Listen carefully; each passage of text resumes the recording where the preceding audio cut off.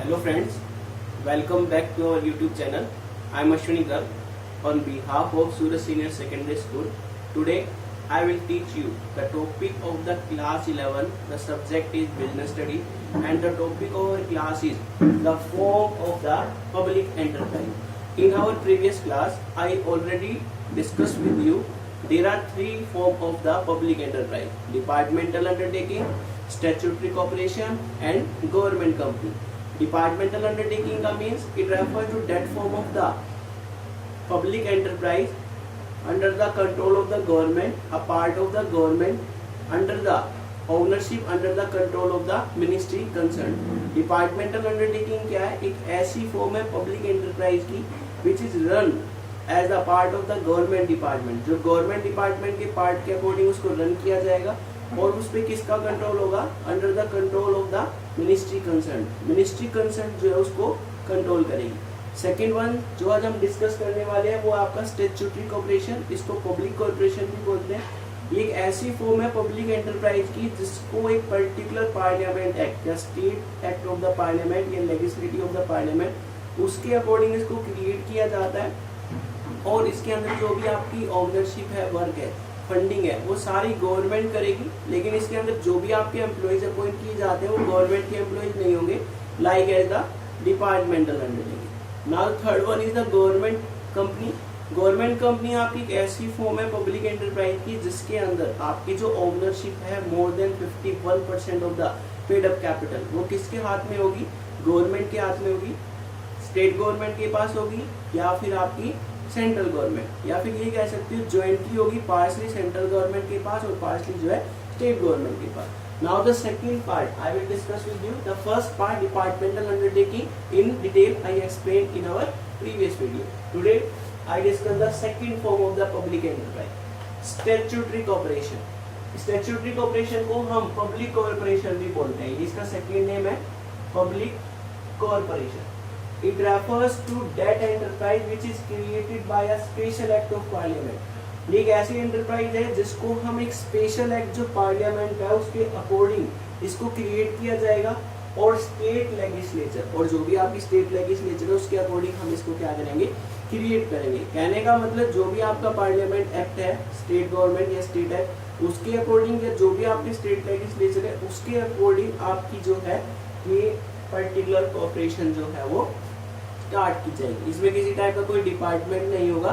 Departmental undertaking के ना ही इसको कंट्रोल करने के लिए कोई मिनिस्ट्री कंसर्न है, क्योंकि डिपार्टमेंटल अंडरटेकिंग में पर्टिकुलर डिपार्टमेंट को कंट्रोल करने के लिए मिनिस्ट्री कंसर्न थी.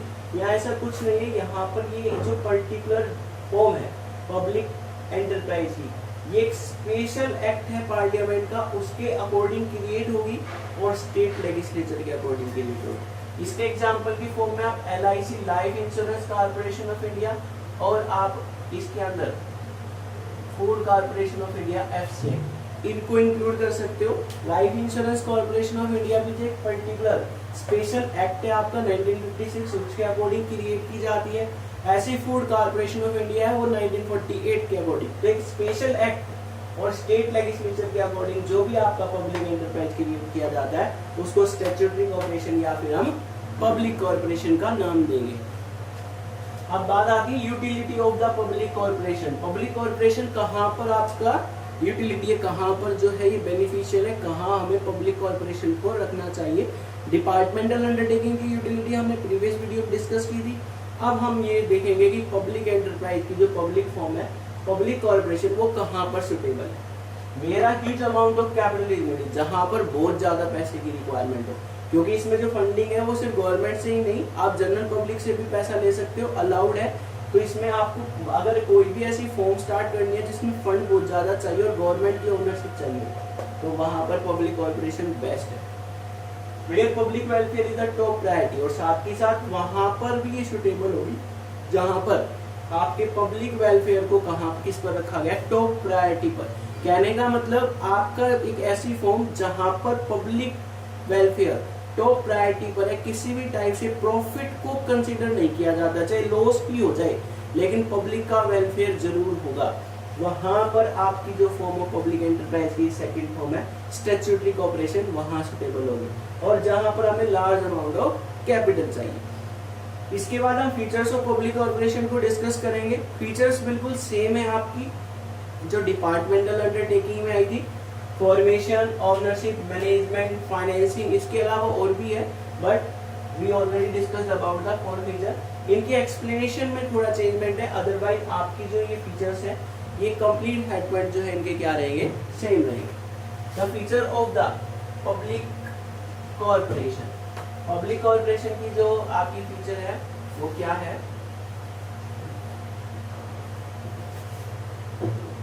फर्स्ट वन है आपकी फॉर्मेशन। अभी इसकी एक्सप्लेनेशन में बताया गया है कि जो आपकी पब्लिक एंटरप्राइज की फॉर्म है पब्लिक कॉर्पोरेशन, जिसको हम स्टैट्यूटरी कॉर्पोरेशन का नाम भी देते हैं, इसको फॉर्म जो है according to the state legislature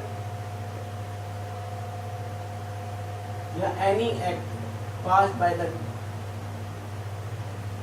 parliament, parliament के अकॉर्डिंग कोई भी एक्ट पास किया गया है, उस एक्ट के अकॉर्डिंग या कोई भी स्टेट लेजिस्लेचर है आपकी जो भी वर्क है लीगली, उसके अकॉर्डिंग इसको फॉर्म किया जाता है। तो ये इसकी फर्स्ट फीचर है फॉर्मेशन की। आपकी जो पब्लिक कॉर्पोरेशन है, स्टैट्यूटरी कॉर्पोरेशन है, इसको कैसे प्रिपेयर किया जाएगा, कैसे इसको तैयार किया जाता है फॉर्म, वो आपकी एक्ट जो है पार्लियामेंट के अकॉर्डिंग, उसके अकॉर्डिंग या फिर स्टेट लेजिस्लेचर के अकॉर्डिंग जो है आपकी पब्लिक कॉर्पोरेशन स्टार्ट होगी। इसके बाद इसकी नेक्स्ट फीचर है आपकी मैनेजमेंट। पब्लिक कॉर्पोरेशन की मैनेजमेंट जो है स्टेट लेजिस्लेचर के अकॉर्डिंग इसको फॉर्म तो किया जाता है, लेकिन इसके अंदर आपके जो बोर्ड ऑफ डायरेक्टर्स हैं, बोर्ड ऑफ डायरेक्टर्स को अपॉइंट किया जाएगा।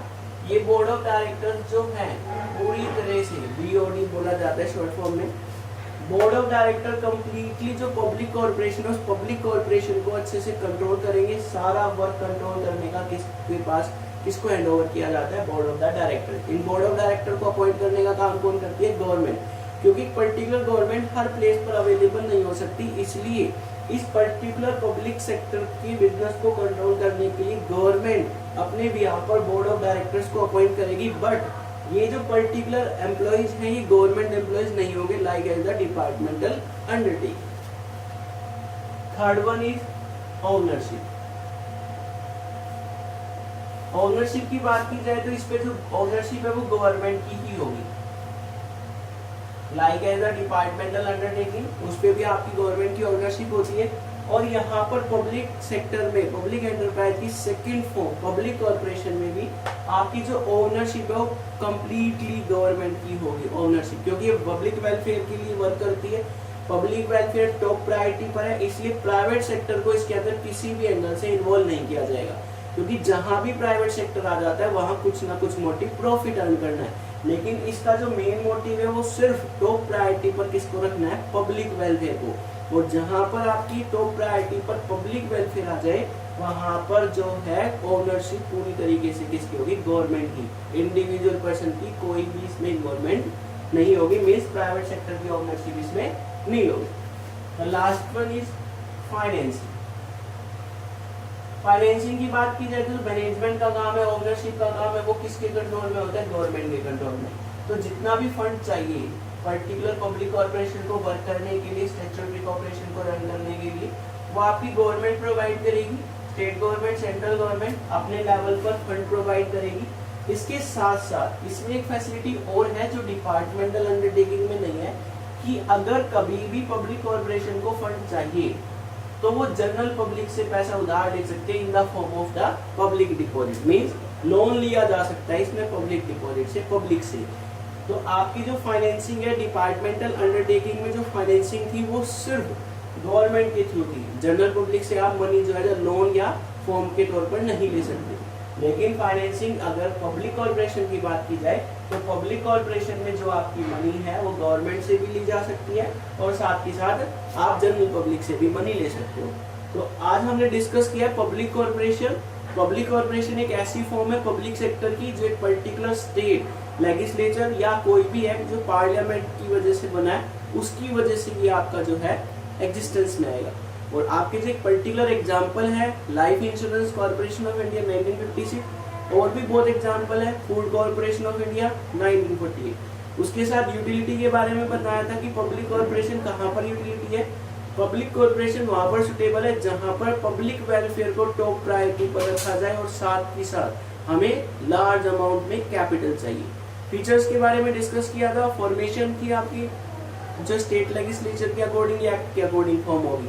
उसके बाद हमने बात की थी मैनेजमेंट करने का जो वर्क है, जो गवर्नमेंट है वो अपने लेवल पर बोर्ड ऑफ डायरेक्टर को अपॉइंट करती है, वो इसको गवर्नमेंट उसको कंट्रोल करने का काम करेगी।